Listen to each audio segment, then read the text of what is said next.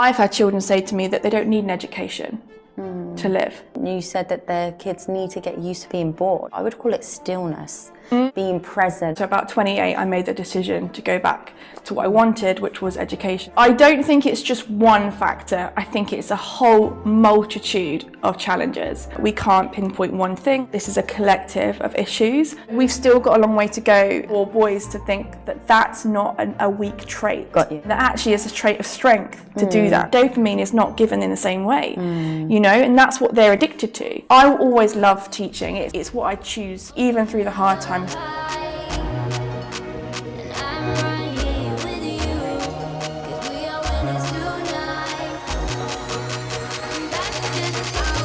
Today I am joined by a lovely friend of mine, Tash. We met through dancing, which is very exciting, which we both still go to. You should definitely check that out, Holly's Dance School. The reason I wanted to get you on here and have a chat with you was because you mentioned to me about your role in education and how you transferred from one particular school to the other, and that kind of wave and how your experience between those two schools were. So I thought it'd be really good to kind of talk about that. So if you could just introduce yourself. Right, yeah, so 5 years ago I did my PGCE during lockdown, actually, in a state school in Woking.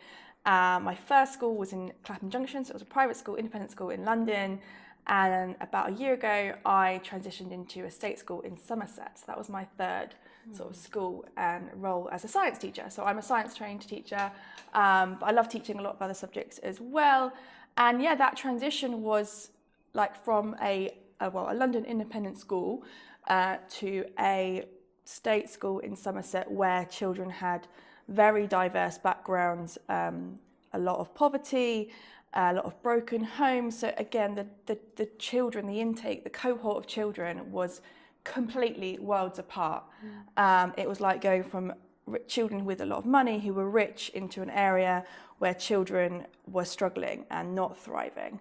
And that, as a teacher, changes how you do your job. It changes how you interact, how you manage behaviour. It's completely different. When I was about 22, I went to work for about 6 months in a school and just didn't think I had the resilience at that point in my life to go straight into education. So I took 5 years and I worked for myself in industry as a nutritionist and various other jobs. About 28, I made the decision to go back to what I wanted, which was education. I think it's really interesting that you said about having the resilience. Yeah. You kind of knew what you were stepping into. Yes. You knew that it was going to be tough. Yeah. I'd seen so many young people who, fresh out of university, who'd gone into education immediately after they'd finished their training, and just saw how some people crumbled and that they didn't stay very long in education because they weren't enjoying it and they maybe wanted to try different things. And I thought, you know what, let's get it out my system first. So let's do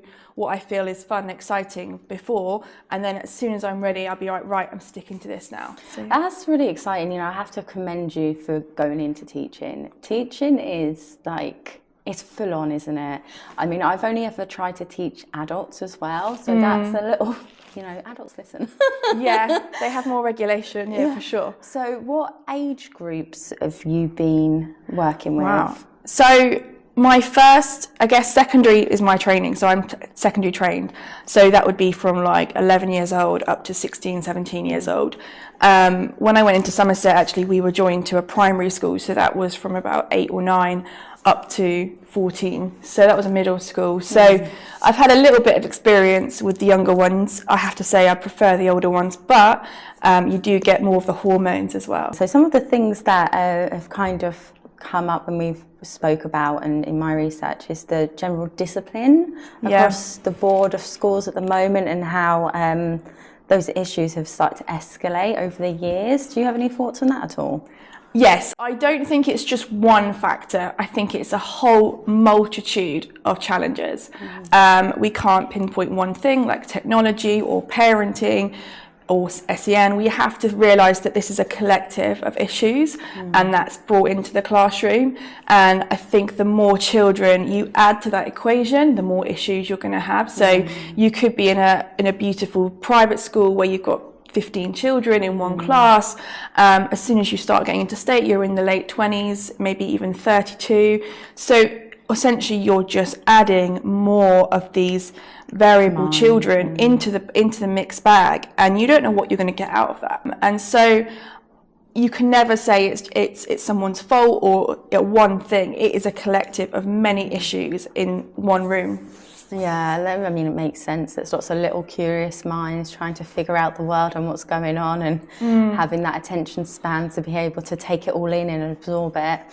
In regards to like these discipline issues, if you know, can't pin it down to one particular thing, but would you say it does seem like the discipline is becoming a little bit more difficult? Yeah, I think it will vary massively from school to school, but what I've seen particularly more in the state sector and certain demographics of England, so even in the UK alone, there's different demographics of children from areas coming into a particular school, so the catchment for that school.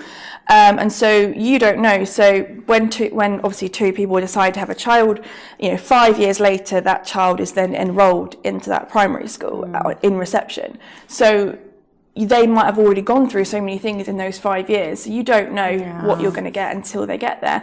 But with independent schools, you tend to know that they're going to be well-educated parents, they're going to have reasonable amounts of money, unless they're on a scholarship. They tend to be quite stable in terms of their homes, not all the time, but generally the homes are quite stable. They've got a roof over their head, they've got food on the table, there's that stability. And it's just a lot less variables that could potentially be adding to those problems that the kids might be facing. So I mean, logically it makes sense. If there's less of that going on, then the kids can be a lot more focused on what they're learning. Would you say that public v private schools, that your experience, the kids are wanting to learn more? Yeah, that's interesting you say that, because children are children everywhere.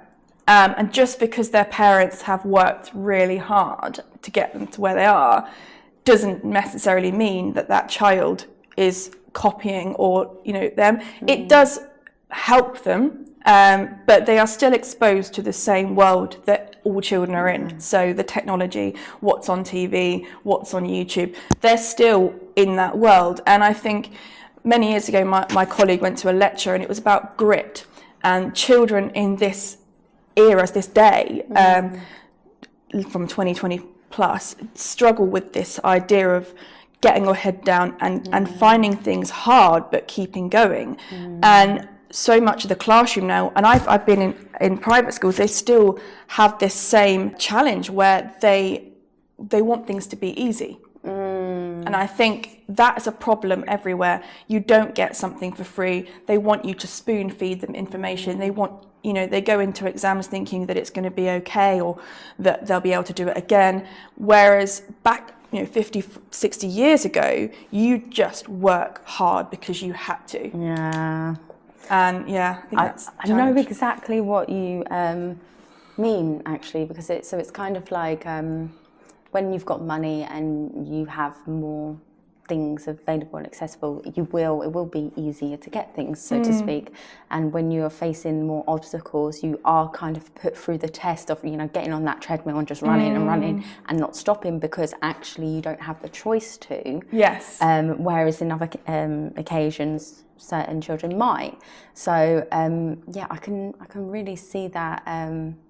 So it's like kind of a discipline v how easy is it? So, no, not is it. It's like a discipline, how disciplined they are v how much present they are in there. Because I feel like if there's lots of obstacles and problems that these younger kids in a lower catchment area, would I say, are facing, then they are probably going to be like this attention span to the different things, or more hypervigilant maybe to stuff that's going on around them, depending on the degree of the situation. Yeah, I think the comments I've had from particularly the school I've just come out of now in Somerset, where because so much of their family have been on benefits, and they're kind of like this cycle. So the parents, are on benefits or not working or on some kind of disability, and then they have their children at maybe 17 or 18 years old, and they then don't know how to parent and maybe bring their child up, and then those children go on to the same pathway.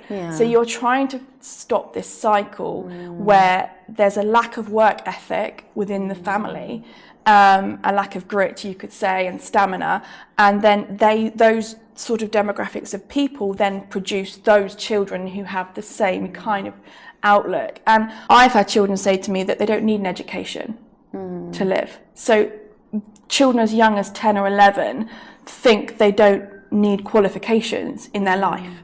I think that kind of steers me into thinking, well, there's a couple of different ways of education. There's like an education of an academic type. Yes. And then there's an education of... vocational, yeah. I want to say survival type. Yeah, true. And I would say, because I don't know how you're defining grit, but I feel like that grit will definitely come from a survival standpoint. In regards to a academic, I still feel there must be some grit if you're having to kind of keep going and keep pushing through to do, because it's not easy to learn the educational system and actually learning the curriculum. The curriculum that's out there. I feel like it's a lot of information. It's quite difficult. My subject particularly, I mean, science is what we call a very saturated curriculum, and it's very difficult for, I can understand, especially when you hit sort of 14, year 9 onwards, it's a very challenging curriculum for all children to access. And I wouldn't say it's accessible to all children, for sure, even as the teacher. You know, even though it's something that I enjoy and that I'm happy to teach, I'd say that there are a proportion of children that I've taught for years who will struggle to get a 4 or a 5 in their GCSE science. And that does pose this thing of what other options do they have to make sure that they can go out and get a good job and get a job they want to do. I absolutely believe in alternative provision. I always have believed in other options for children to make sure they can get that to where they want, even not the same traditional academic way. And I'd say I'm not a completely academic person either. I learn by doing kinesthetic, this vocational aspect. And I think we are, as a society now, more accepting that there's different learning styles and that not all children fit in one box. We've sure come a long way in seeing that. But I think what we're asking for from children now is, can they read? Can they write? You know, can they make sense of the world they live in?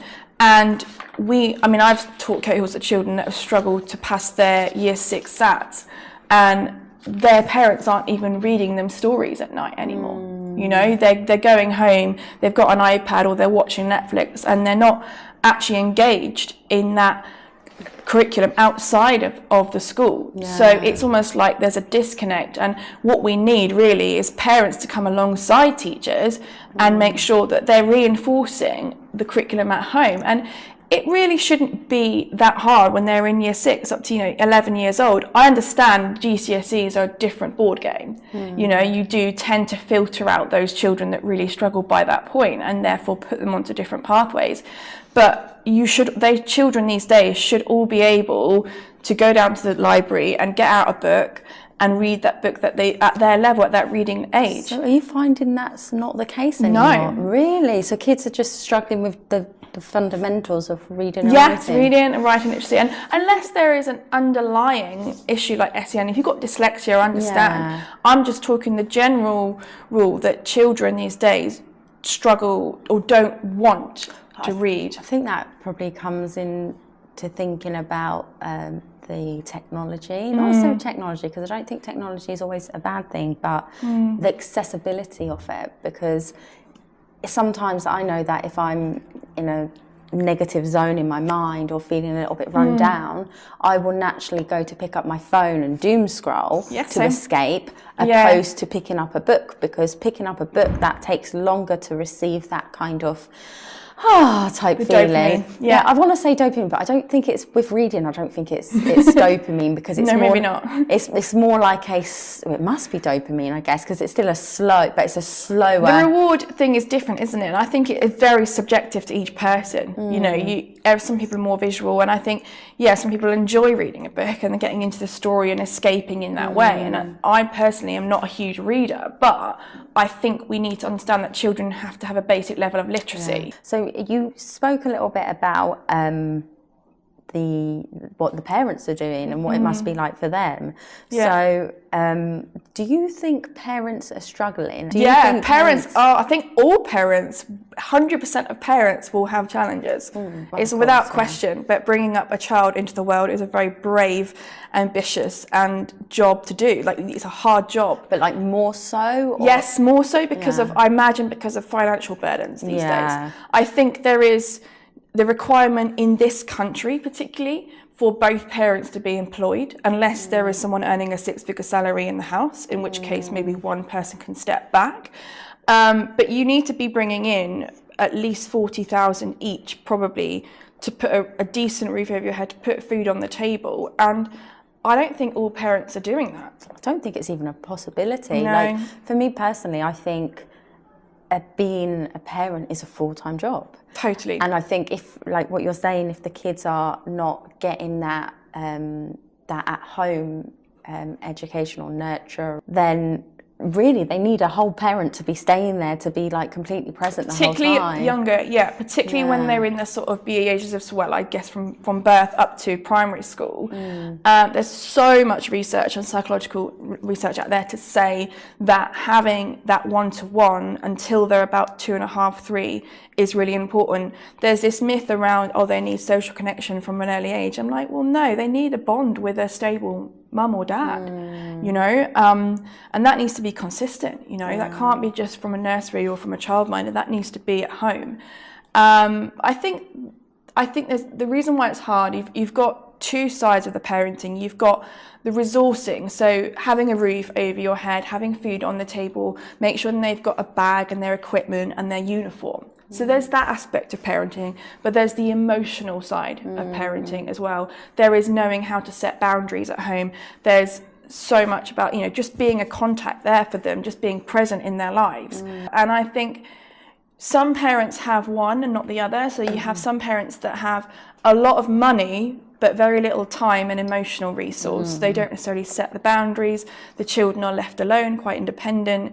But you wouldn't see on the surface, you'd think, well, they've got everything that they need, you know? They're not hungry, they're not tired, they've got everything they need at home. And then you have children coming to school and they've got all the love in the world. So you've got, you know, the most caring, devoted parents, but they've got no money behind them, you know? So then that child's lacking resources. That kind of makes me think as well, in regards to finances and resources, I think although the cost of living has gone up, I also feel like people's expectations of what they need to survive has rapidly increased to a height that is just, it's just ridiculous. It's not post-war anymore, I know. And I think it's, like, I'm saying this from a personal point of view as well, like, we grew up with not much. However, I tried to run away from that as quickly as I could to get into financial kind of freedom. But as soon as I did, it slowly started increasing, and it was like the things I needed just seemed a lot bigger, and it wasn't essential. None of it was really essential. So I think, especially with social media and advertisements, it's all kind of like, you need this to feel better, you need this to feel better, and kids are going to pick up on that. And all the time. Then they're just going to start thinking that they need these material things to, like, have a better life. And don't get me wrong, I do feel like having certain material things will aid to you feeling better or having a better lifestyle, but I do think that that level or that tolerance has changed a lot. Children these days need to be bored. They need to learn to be bored, and they're not. So the amount of toys, the amount of technology, the social things, the clubs, there's just so much out there now for children to do instead. And this is why education's been squashed into that 9 till 3 day, because outside of that, there's so many more exciting things for them to be doing that are much easier. And they will always choose the path of least resistance. You know, they will always choose the fun thing to do. And that will seem far more exciting than sitting in a classroom for an hour, you know, trying to read or trying to do a science lesson. I think there's just so much out there. When my parents grew up, it was okay to be bored. to find something to do, to go out for a walk and explore and go out into the woods and run around and make stuff in the garden and just have the simple things, you know, and that's So okay. So when they go into the school, they find it more stimulating and enjoyable because they're like, oh, I'm actually doing something, you know, I'm actually learning something. This is amazing, you know. And they become grateful for it as well. They love it. They actually enjoy being in that environment where there are things for them to do. But now we've got a situation where it's flipped and there's so much more things to do outside of school that they would rather do and enjoy, so that becomes, now the school becomes boring, becomes something they don't want. And then I think as well that comes back to the point that you said previously in regards to having that stable home and that safety place, because then I believe that the children will get a different sense of feeling full opposed to what's out there to like kind of compare to see. And I think it's interesting you said that the kids need to get used to being bored, because I would say that's correct, but I would call it stillness. They need to get used to being still and being present and not constantly having to do things. Like if you think about all these fidget spinners that we have and all these kind of toys and whatnot. I've seen enough. Yeah, and so like they're constantly needing something to kind of do. And if I'm honest, that's where I think vaping kind of has come into play. I think that's a lot. We've kind of shot ourselves in the foot with these whole fiddle, you know, these extra things, because we've almost said to the child, "Oh, you need this," rather than if they'd never knew they existed in the first place. And say I've got, you know, a few children. It's about 3 or 4 children now in each class that suffer with ADHD, and it's a diagnosed, you know, condition that we need to really adapt our teaching for, and I'm happy to do that, you know. But when they start latching onto this idea that they're entitled to more technology, that they're entitled to these new little fidget toys and etc., and it just absorbs away, and that becomes the fixation, not the actual thing they're learning. And if they didn't know that, I mean, 100 years ago, that wouldn't be a thing. So then maybe it's about replacing it, because it's interesting the way that you use the word entitlement. So they're sitting there and feeling like, oh, I have to have this, but this is needed. But actually then what could happen in replace of that? Because I always think that when rebuilding habits, my best way to do that is to take one habit and replace it with a new one. So now what's going to be put in place of that to kind of keep them focused? And it does feel like there isn't really anything on par with that, especially in the classroom. Yeah, there are a few things like wobble cushions and little Swiss balls that they can sit on if they do need to bounce away. That's cool. But a child that needs something like this, right, is the one that you absolutely know that is important to help them learn, will not want it to be known. Yeah, facts. So they are almost slightly embarrassed by the fact that they're different. You know, if they've got a sensory condition, or if they're autistic, or if they've got mobility things where they fidget, you know, or if they've got Tourette's, for example, like they don't want their classmates to sit and realise that they're different. Spotlight type thing. Yeah, and I think it's always those children that you're concerned with the most, that actually there's a need there that's not being met.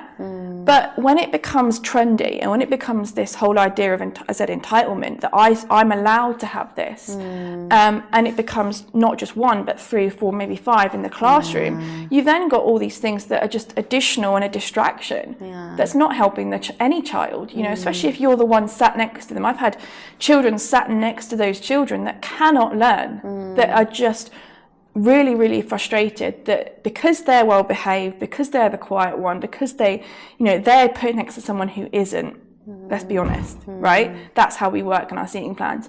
And is it? Yeah, I mean, we have to mix it up. I mean, obviously there are certain children that have arrangements to sit by the front, but ultimately, yeah, we have to mix it up so they're not sat next to someone who's going to be a distraction or their friend, you know. And that's the same for all children.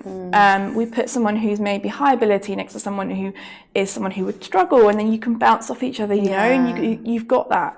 And that's good with mixed ability. So, but I think we have gone too far the other way in letting children get away with having things that they really don't need. Yeah, I'm just going to pause for 1 second because I just want to make sure everything is still doing what it should be doing. All good? Yes, all good.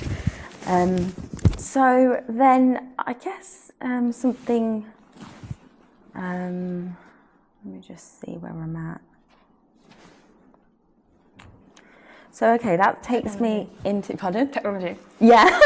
Totally. That kind of takes me into thinking about some of the saying about the entitlement, some of the possible boundaries that are being blurred between being in a classroom environment via being in a home environment. I think there's definitely a correlation between you see the behaviour of the child in the classroom and you imagine it's quite quick to see that that's how they are at home. And I think the boundaries, we can only reinforce the boundaries that they're set at home. We can't establish new ones, not really. We can try and we can teach behaviour, we can teach respect, we can teach manners, but ultimately they won't necessarily latch onto it. No, this is in the first few years of their whole lives, you know. This is shaped right early on when they're 2 or 3 years old, you know, when they first start having their tantrum at 2 years old. I mean, those sorts of things, you know, when a parent gives into that, the effect of that in education is massive.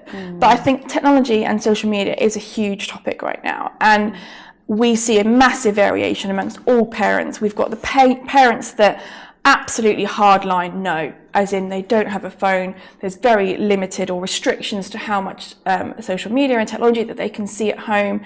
Maybe they don't have it at all. There should be age gaps in these things anyway. I mean, majority of these social media sites now, unless the child is lying about their age, they're 15 years old, 16 years old, most of them, you know, they have an age limit. I really think that we see how a child is brought up within the classroom quite soon, and that is why, as a school, every school needs to build relationships with the parents, positive ones, constructive ones, and sometimes that can get tense, you know, there can be some friction, because ultimately we need to do our job, you know, and it's not, I don't think we can all act as teachers, I don't think we can all instill fear. We're not all 6 foot tall. We're not scary all the time. So we can't all use that approach now in education, where children only behave because they're in a place of fear. And that's not healthy anyway for the child.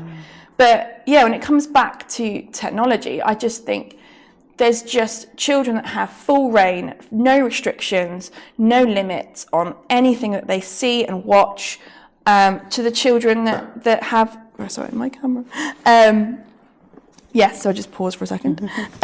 So yeah, that have really healthy boundaries. And then you've got the parents in the middle, and my parents are probably quite sort of in the middle. They weren't hardline no, but they also were aware of the challenges and the risks that would come with things like this. So I think it is a modern day issue, but what it's changed is the wiring of the brain. So children's brains now are not wired the same way they were before technology. I really think there's been a huge shift in that, and we've seen this, as I said, this dopamine effect from technology, where children are going down these little like TikToks and swipes and all these sorts of very fast-paced videos and images, and that the effect that has, especially on a young brain, is they become very stimulated all the time, and then they lose this ability to concentrate. So when they're then asked to sit in a classroom and you know, read or listen from a teacher and learn from the board, that doesn't have the same impact. It doesn't have the same effect. It can, you know, that dopamine is not given in the same way, you know, and that's what they're addicted to. So unless you're outside doing PE, you know, and that's constantly changing and you're moving around, it's very difficult to teach. There was a fair few points there that I picked up on. The dopamine, the fear in the classroom, which makes me think about, well, being able to have that authority in the classroom and how that's disappearing for teachers. And also I do feel like you're coming from a very teacher point of view, but in regards to what the parents are experiencing, that must be quite difficult, and it feels like all these things have already been, for a lack of better words, the damage has already been done. So then it's kind of like, well, how are we moving forward from that? And then swinging back into the technology, it kind of makes me think, well, actually technology seems like it has been quite useful in the classrooms in regards to learning aids and things. I don't know if that's something. It's one of those double-edged swords in life. It is one of them.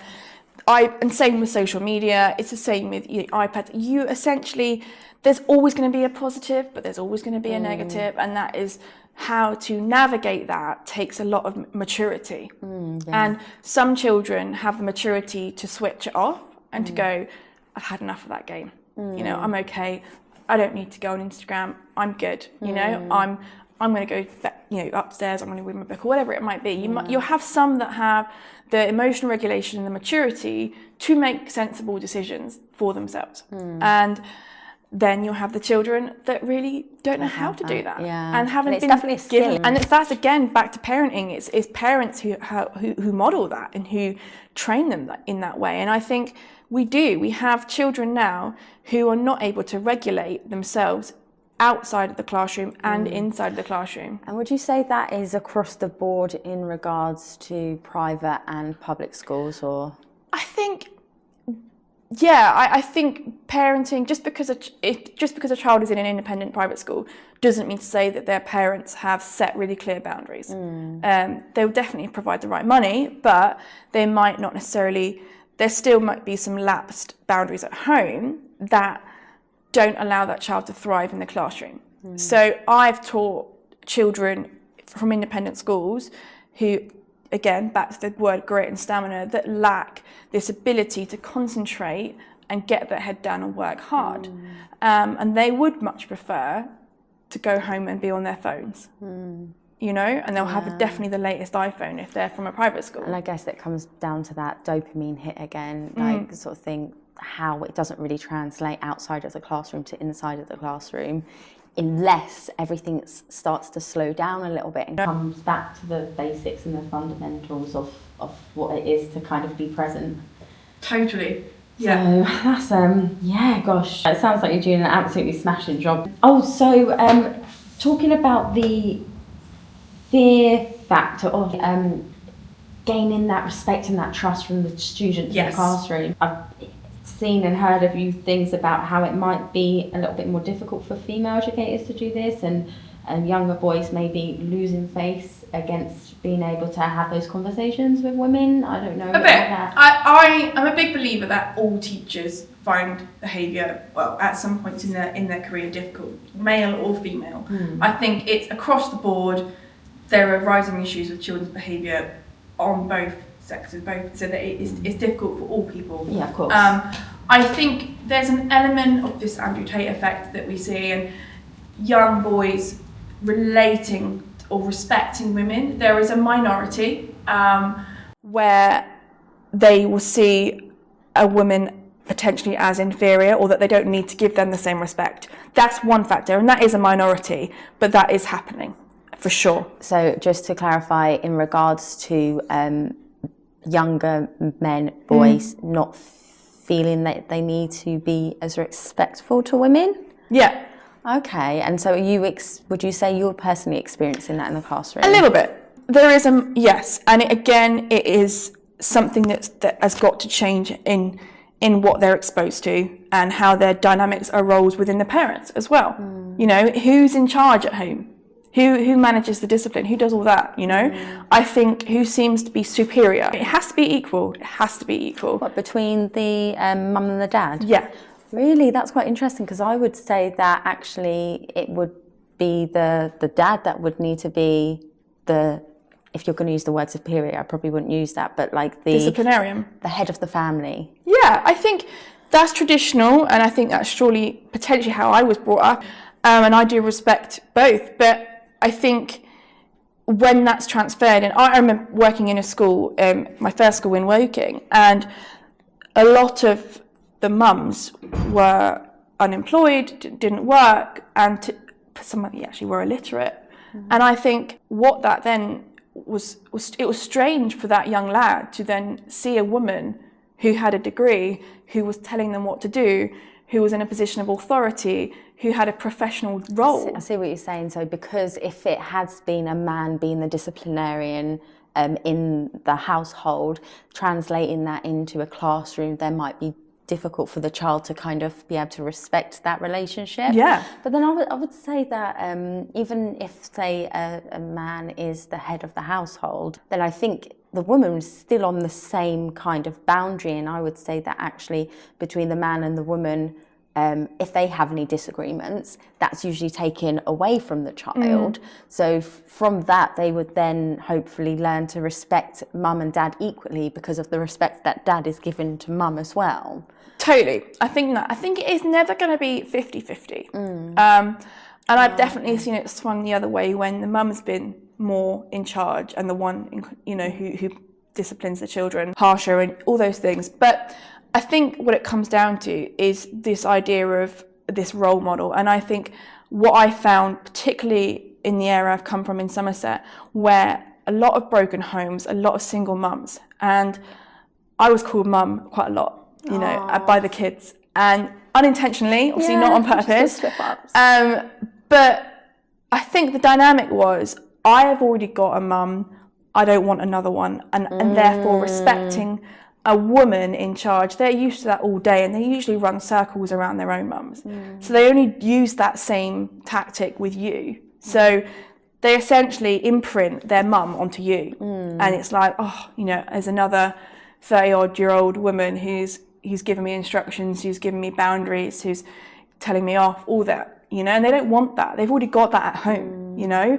Often with single parents, it's the mum, not always, but it's the mum that takes custody, you know, and the dad is around, but necessarily not as hands-on. So as soon as you get SLT, or soon as a male comes into the room, you know, especially one who is maybe has more authority within the school and is a bit taller, a bit bigger, they suddenly like, oh, that's what I need, that's what I want, that's what I've craved for my whole life, is a man to give me those strong, firm boundaries and to be a paternal role model to me. And so they respect them more.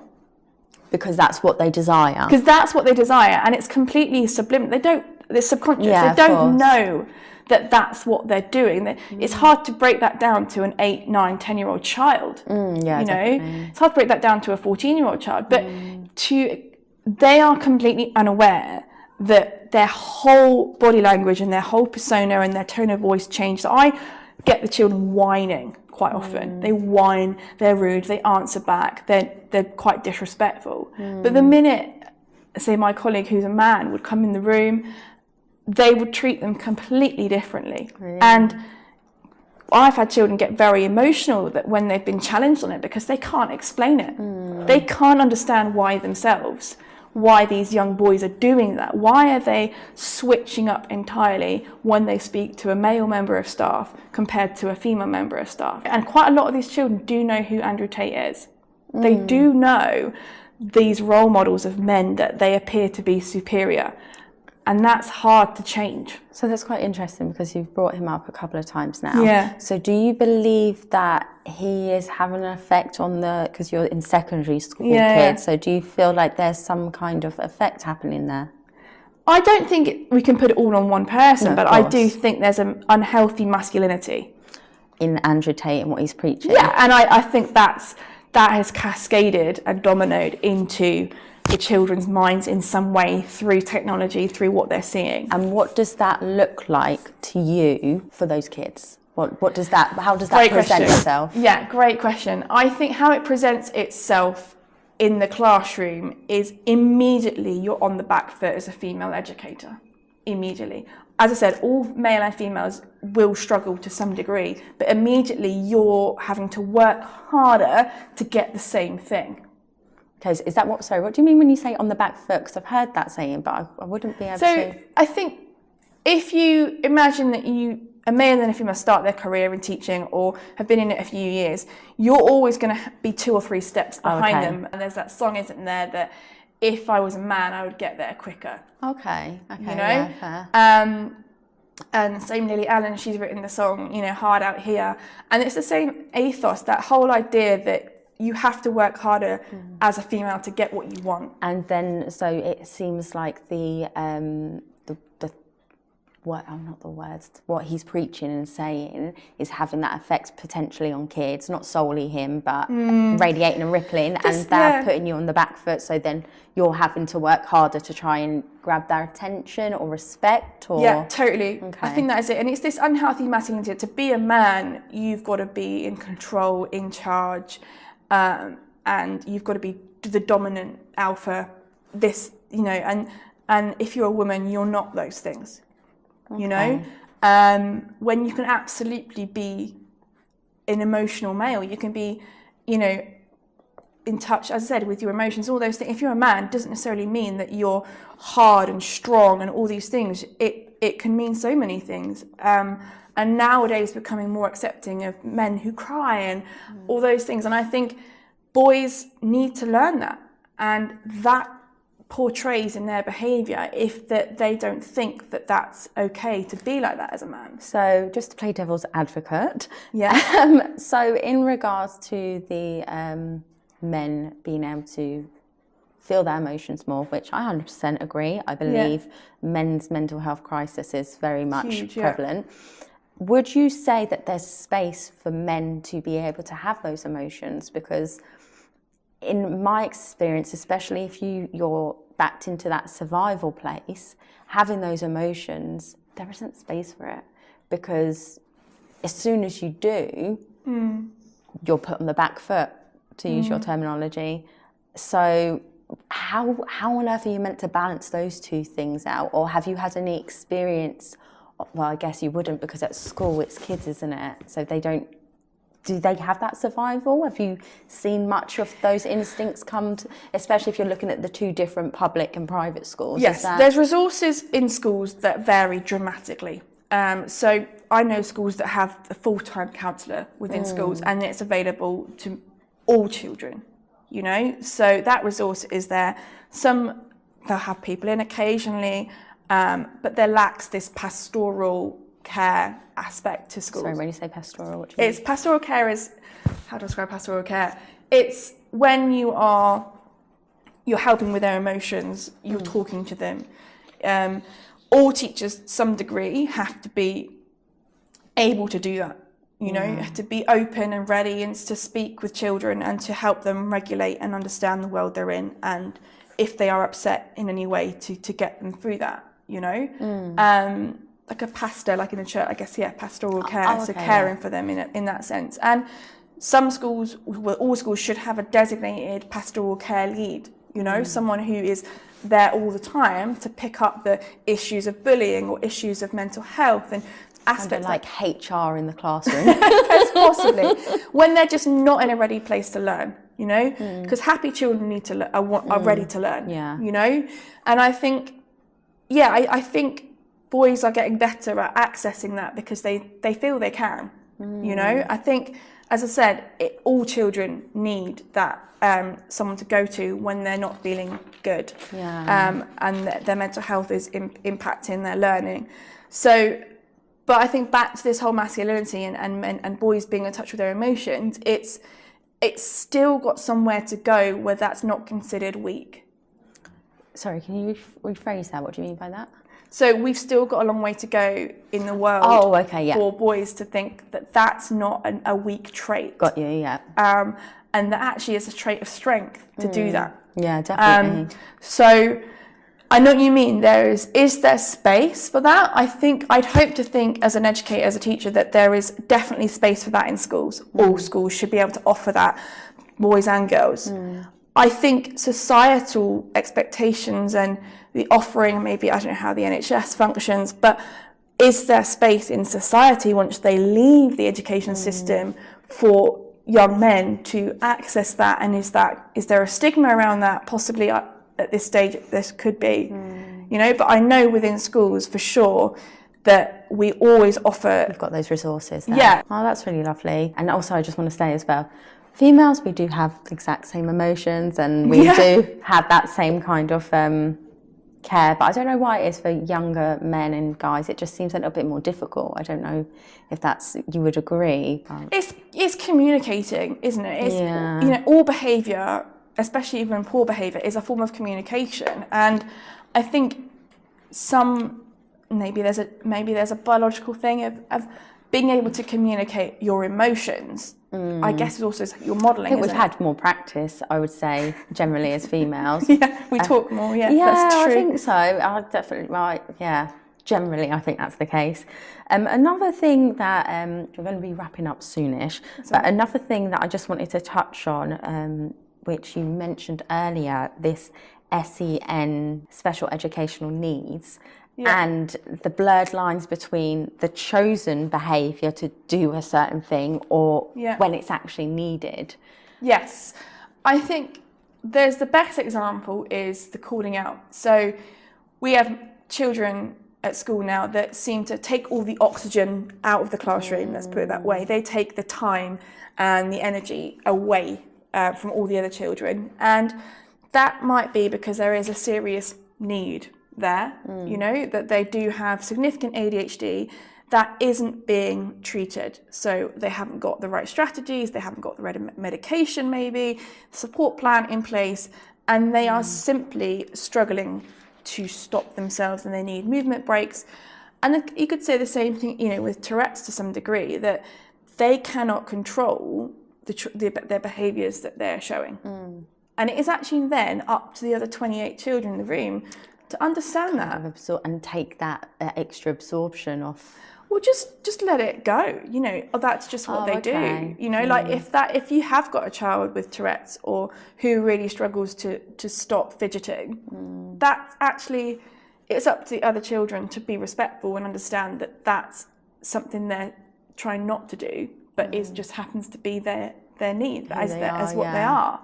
And because if you're saying that some of the kids then adopt that chosen behaviour, that for me makes me think, okay, well, they are feeling a certain void, so would look at that maybe as the spotlight's on them, even though it's not, that's just who they are, sort of thing. And I think children do copy, and they think that there's a double standard. They think, well, they can do it, why can't I?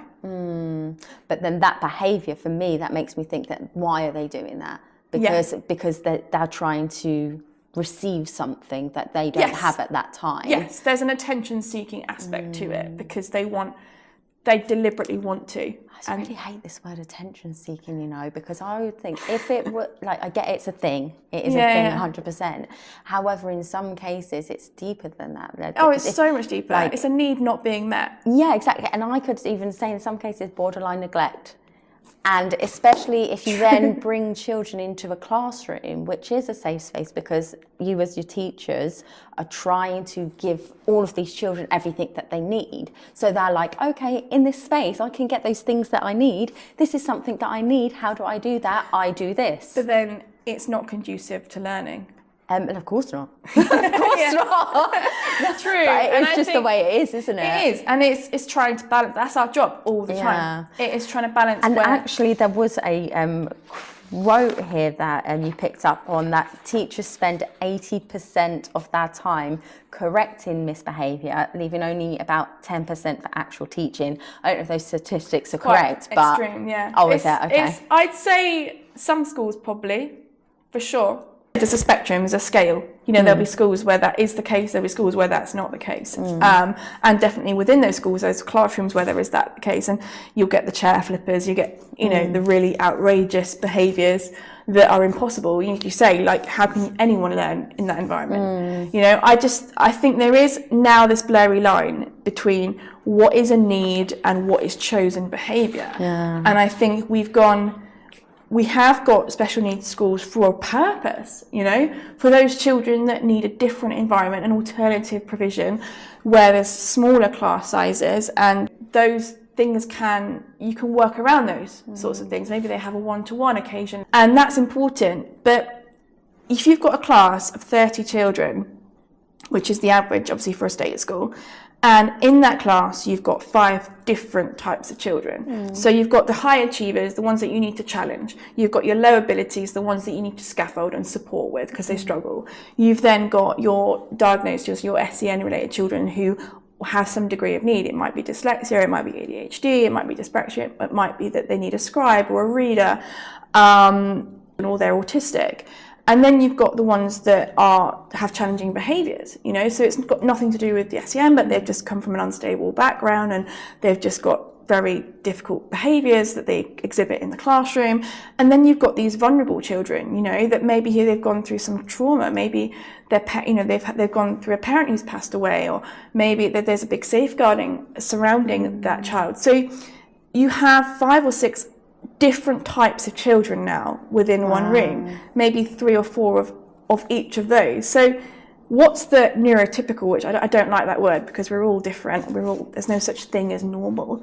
But what you'd assume to be a normal, regulated child becomes such a minority, you know, and they get missed all the time. Wow. Because there's nothing about them that they've got no SEN diagnosis, there's no trauma there, there's no people premium, you know, they come from a reasonable home, parents together. So this sort of typical child who's got everything that they need is now just a couple of kids in the class. That is a lot to have to digest, isn't it? And even like the way you've like put it out like that, I can see that's a lot to have to put your mind into, teaching so many, like such a range of children in one space, and being able to catch each of their attention to teach them the same thing.